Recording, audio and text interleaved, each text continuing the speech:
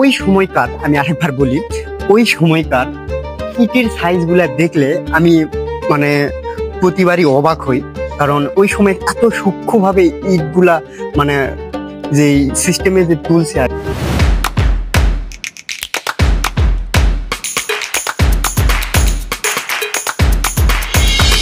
Hello, আসসালামু আলাইকুম guys, কেমন আছেন সবাই? আজকে আমার 3 নাম্বার ব্লগ। আজকে আমি আসছি আমাদের এলাকাতেই, মূলত বলিহার রাজবাড়ি দেখানোর উদ্দেশ্যে আর কি। তো যাই হোক, আমরা এখনো পৌঁছাইনি, মোটামুটি পৌঁছে গেছি। তো রাস্তায় কিছু ইন্ট্রোডিউস দেওয়ার প্রয়োজন ছিল, তাই এখানে আসলাম। আমরা এবার চলে গিয়েছিলাম বলিহার রাজবাড়িতে। এই জায়গাটা মূলত নওগাঁ সদর উপজেলায় অবস্থিত। ক্যামেরাম্যান এবং আমার একটা ছোট ভাইকে সাথে নিয়ে গন্তব্যস্থানে বাইক নিয়ে পৌঁছাচ্ছিলাম। হঠাৎ করে তার মাথা থেকে ক্যাপটা খুলে রাস্তায় পড়ে যায়।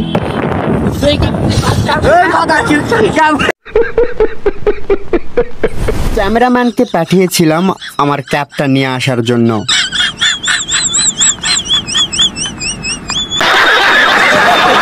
এগুলা রং তামাশা করতে করতে অবশেষে আমরা পৌঁছে গেলাম বলিহার রাজবাড়িতে। ওয়েট, ব্লগিং শুরু করার আগে রাজবাড়ি সম্পর্কে ইন্ট্রোডিউস দিয়ে নেই। ওয়েলকাম টু বলিহার রাজবাড়ি। আমি এখন অবস্থান করতেছি বলিহার রাজবাড়িতে। মূলত এইটা রাজবাড়ি না, এটা জমিদার বাড়ি, তবে আমরা মুখ্য কথায় বলে থাকি রাজবাড়ি। তো আমরা অবশেষে চলে আসছি বলিহার রাজবাড়িতে, আপনি দেখতে পাচ্ছেন। তবে এটা রাজবাড়ি বললে ভুল হবে, এটা রাজবাড়ি না। অনেকে বলে রাজবাড়ি, দুবলাটি রাজবাড়ি, বলিহার রাজবাড়ি। আসলে এগুলো রাজবাড়ি না।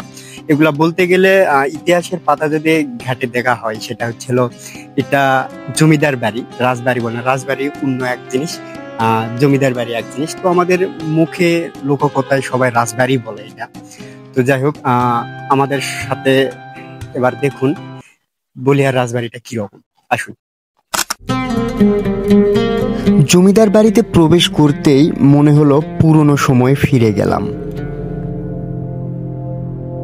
আজ আমি আপনাদের মাঝে সেই পুরনো ইতিহাস এবং ভিন্ন চিত্র তুলে ধরব। আমি এখন বসে আছি রাজবাড়ির দ্বার প্রান্তে। এখানে এসে যতটুকু আমি বুঝলাম, ভিতরে যাওয়ার জায়গা আছে। আমরা ভিতরে যাবো একটুখানি পর। আগে এগুলার জায়গা, ক্ষুদ্র ক্ষুদ্র জিনিসগুলা, ধ্বংসাবশেষের জায়গাগুলা আমরা একটু ইন্ট্রোডিউস দিয়ে নেই, তারপরে আমরা ভিতরে যাব।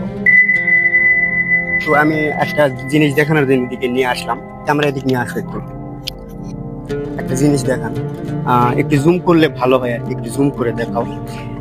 এটা মূলত এই যে গেট, এটা লোহার গেট, ইস্পাতের, ওই সময়কার।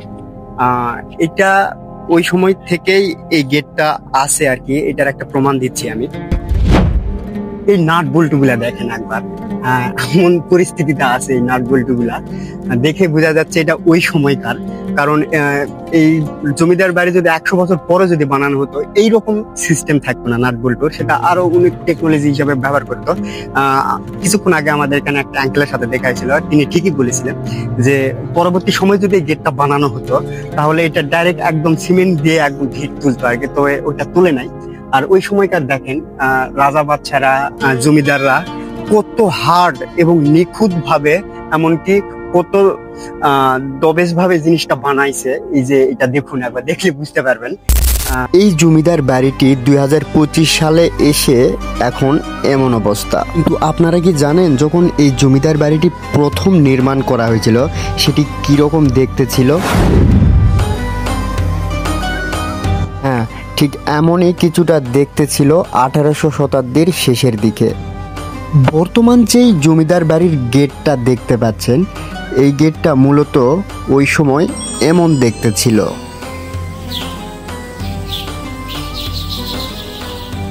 বলে রাখা ভালো, এই বলিহার জমিদার বাড়িটি 6টি জমিদার দ্বারা শাসিত ছিল। বলিহার জমিদার বাড়ির প্রতিষ্ঠাতাই ছিলেন রাজা রামকৃষ্ণ রায়। তিনি প্রথম 1800 শতাব্দীর শেষের দিকে এই প্রথম কাঠামোটি নির্মাণ করেন। তবে জমিদার শশীমোহনের জমিদারিত্বে সব থেকে বেশি প্রভাব পড়েছিল এই জমিদার বাড়িতে। লোককথায় শোনা যায়, এই শশীমোহন জমিদারিত্বের সময় 20 জন বাবুর্চি একসাথে রান্না করত। বর্তমান সময়ে এসে জমিদার বাড়ির অবস্থাটা ঠিক এমন।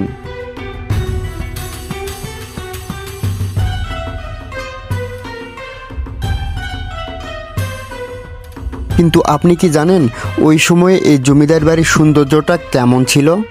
হ্যাঁ, আনুমানিক কিছুটা এমনই দেখতে ছিল।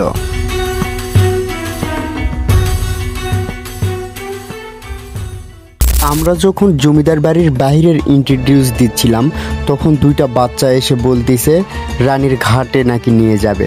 মহাফাটল যেসব জায়গাগুলো আছে, রানীর ঘাটে, ওটা কোন জায়গায়? আমার বাচ্চা একটা বলতিছে রানীর ঘাটে নিয়ে যাবে। কোন জায়গায় ওটা? ওইদিকে।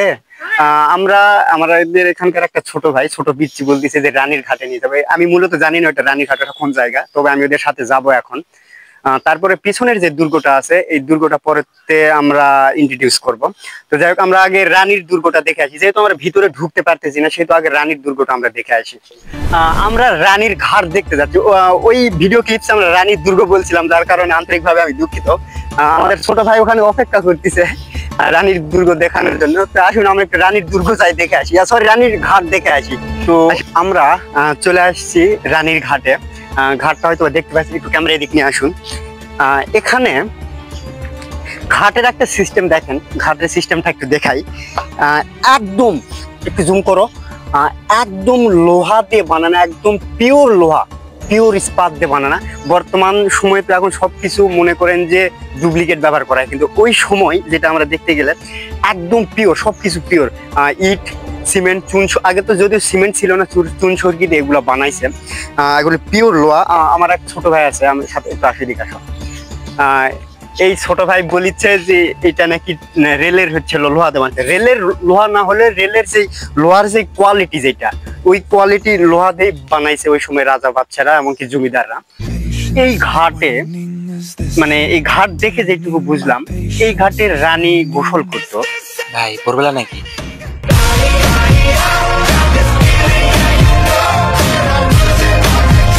ভিডিও হবে।